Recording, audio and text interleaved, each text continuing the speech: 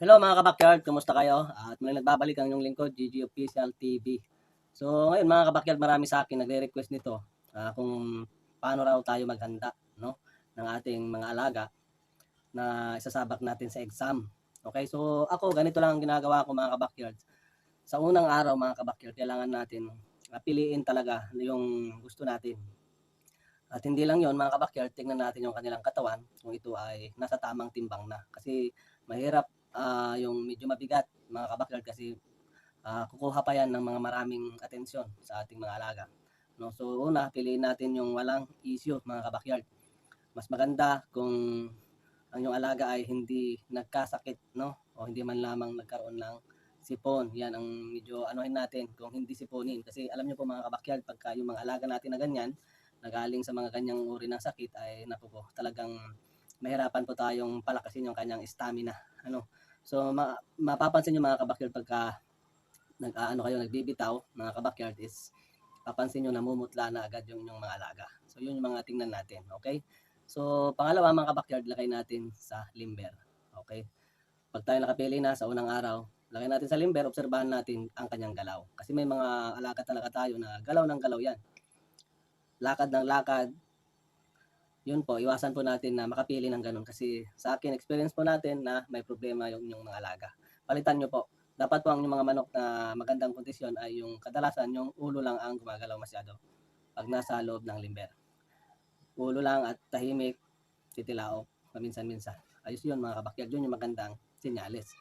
So, sa pangalawang araw mga kabakyard, ang gagawin naman ninyo is papaliguan muna natin mga kabakyard. No? Paliguan natin, gamit tayo ng mga nabibili dyan sa Agribet na pampaligo. No?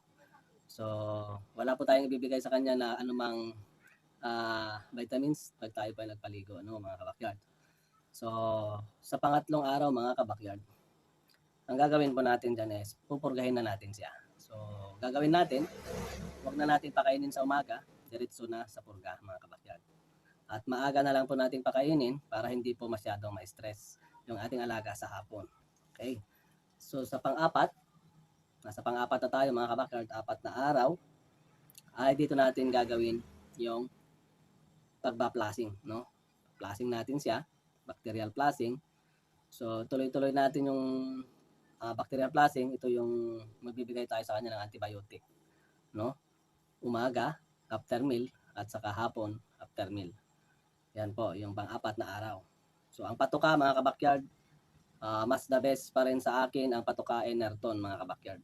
Dagdagan nyo lang ng konting grains para hindi masyadong mabalance natin yung ating timbang ng ating alaga. Okay mga kabakyard. At sa pang-5 araw mga kabakyard, dyan magbibigay tayo ng vitamin B complex sa kanya. Nasa inyo na kung anong vitamin B complex ang ibibigay nyo mga kabakyard. Marami nang bibili dyan. You know? So, para ma-develop pa rin yung kanyang pangangatawan mga kabakyard habang tayo ay nagsasagawa ng mga training. Yan. Siyempre, i-train natin sila, ibibilat natin sila para hindi sila masyadong ma-dehydrate mga kabakyard. So, unlimited water lang po ako sa buong unang araw hanggang 5 araw. Hanggang unlimited mga kabakyard, no?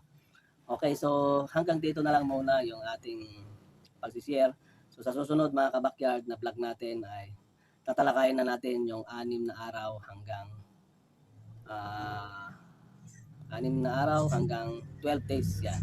So, para yung mga baguhan is hindi malito. Sundan nyo muna yung pinag-usapan natin ngayon na first day hanggang 5 days. Yan po kasi yung pinaka-basic mga kabakyard. So ang gagawin natin dito mga kabakyard ay 21 days, no? 21 days itong pag-uusapan natin. So hati-hatiin ko lang yung video, putol-putulin natin para mas maintindihan ng mga baguhan. Okay? So para ito sa mga baguhan mga kabakyard. At alam ko nasundan nyo na rin yung mga sinabi ko kanina. Okay, so hanggang dito na lang muna. Advance Merry Christmas sa inyong lahat dyan, sa mga followers ko dyan, sa mga subscribers ko dyan. Mag-subscribe ka kung ikaw ay bago mga kabakyard. Dito sa baba ng kamay ko, may subscribe button dyan at notification bell para sa susunod na araw, i-upload natin yung 6 days to 12 days mga kabakyard. So, i-analyze muna natin itong unang pinag-usapan natin. So, gawin nyo na po mga kabakyard para makasabay kayo at matuto kayo mga kabakyard. I love it.